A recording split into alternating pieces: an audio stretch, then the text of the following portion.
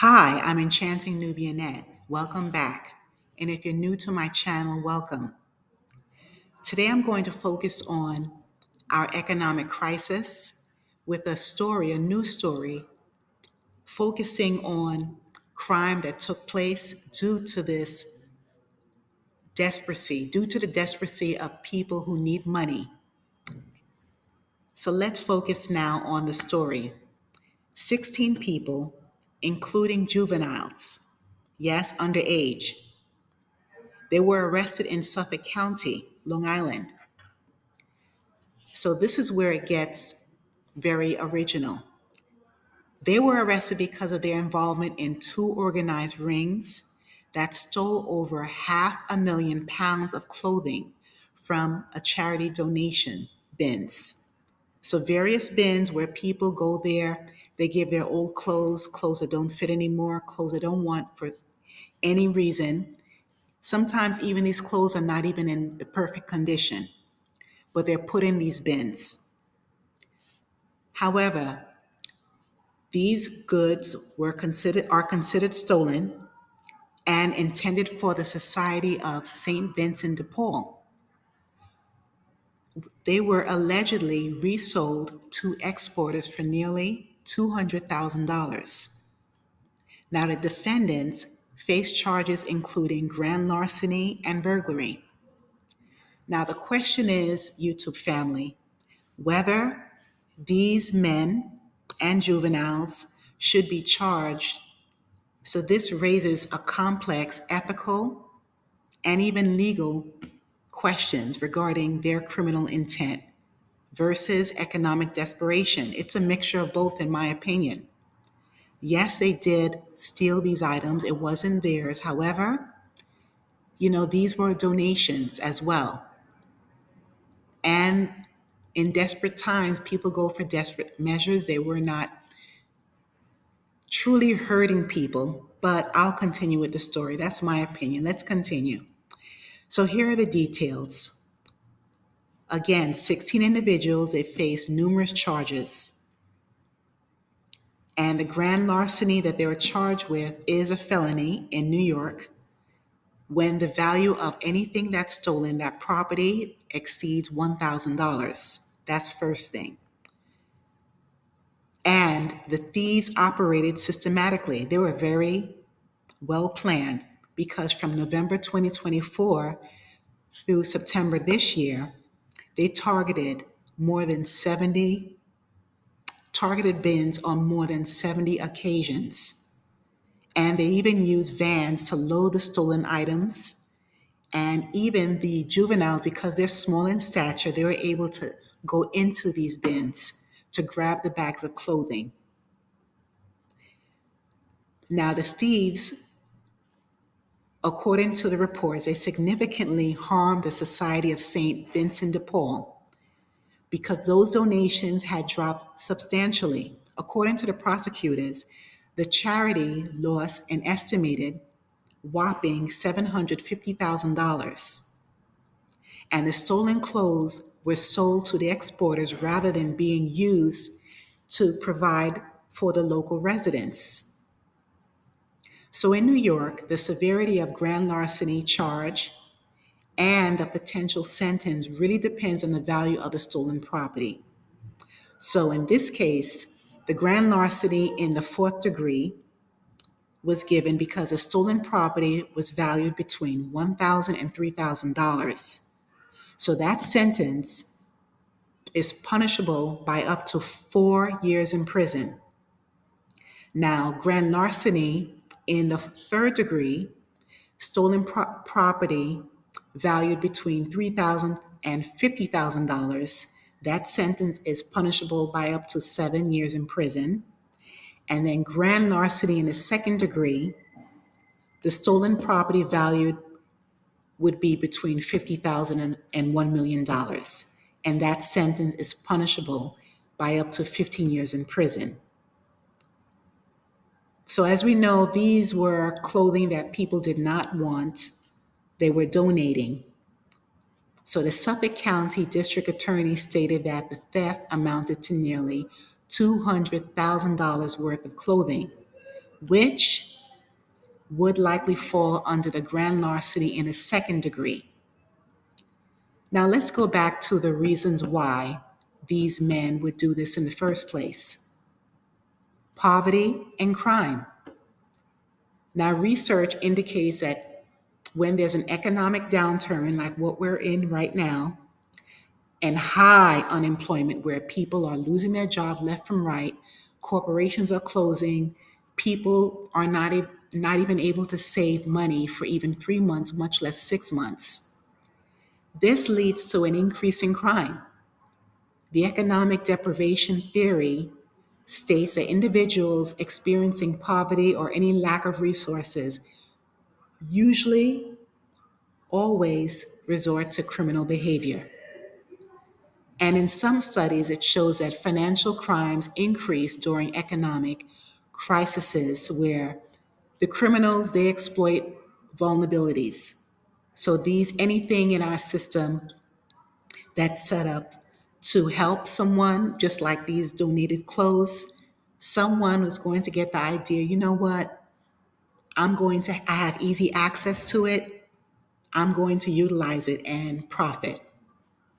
So the incentive for financial crime is even higher during this downturn. It's an opportunity for them. And in this case, it didn't have to burst or, go into a store where there's security guards, where there's cameras and so forth.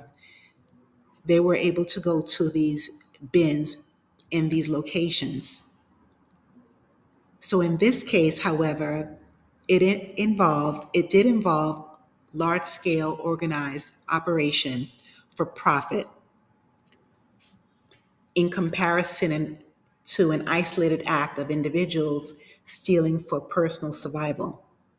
So the authorities found that the stolen clothes was sold to exporters and not simply taken to clothe someone. So if they had taken these clothes for themselves because they needed to have, new items to wear, it definitely would have been a different case altogether and lesser charge.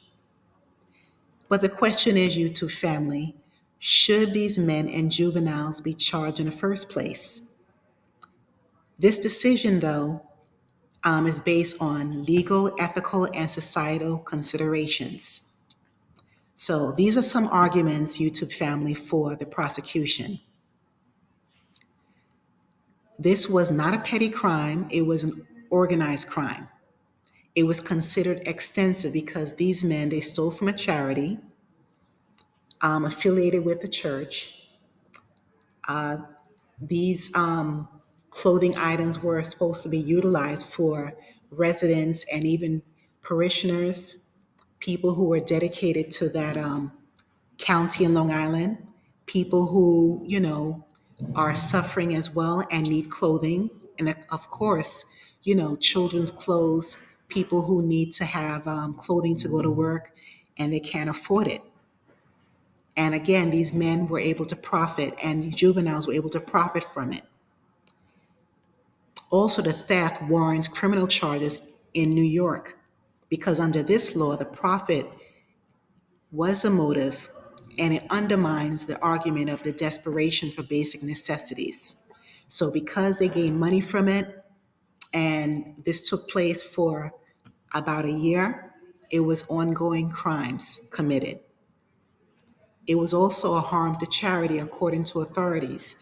The theft significantly impacted the charity's ability to provide food, shelter, and other assistance to vulnerable individuals, which is stolen from these needy people. So many people argue that there should be more leniency in this case. So some of the underlying causes, even though not justifying for this crime, but even understanding the economic factors that contributed to this behavior, definitely can have an effect on the sentencing for these individuals.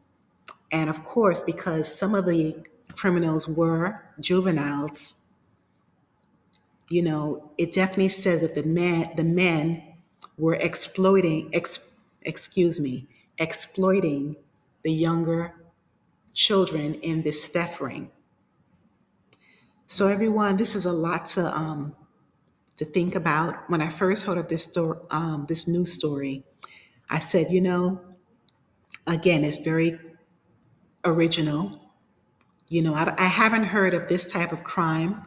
Maybe it has occurred before, but I haven't heard of it, and such a large number of people. Because at first I thought it was only two men. I didn't even realize it was such a large scale of, criminal activity. So, everyone, please leave your comment below. I would love to hear from you because, there are two sides for this case, the economic factors and also the criminal factors because it was theft involved. Please leave your feedback below. Thank you so much for watching. Please like, share, and subscribe to my channel. Keep your head on a swivel.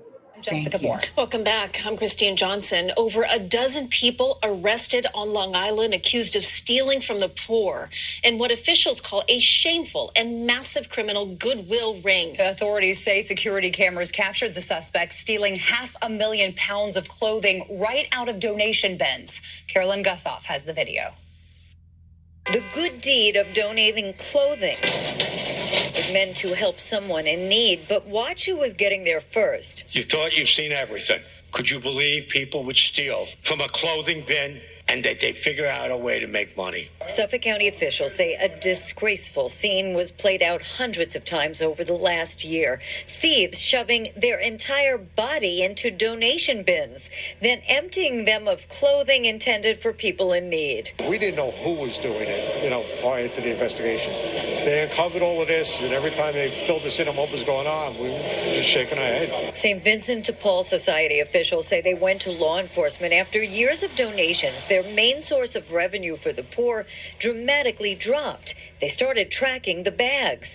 The DA says they uncovered bins being hit over and over, 14 vans and storage facilities. Then hundreds of thousands of pounds of stolen clothing was sold to exporters. The runners had specific routes and worked long hours, both overnight while everyone else was sleeping, and even sometimes brazenly during the day, including sometimes while church was in session. 16 people are charged, including juveniles, with selling more than 500,000 pounds of clothing worth $200,000. You are literally taking food and clothing and shelter from these needy people's hands, and we will not stand for it. The defendants pleaded not guilty. The charity lost an estimated $750,000. People are getting very desperate and creative, if you will, not in a good way. Since their surveillance cameras clearly weren't a deterrent, officials with St. Vincent de Paul say they're looking into other ways of making their donation boxes theft-proof. Since the arrests, donations are up 50%. In Lindenhurst, Long Island, Carolyn Gussoff, CBS News, New York.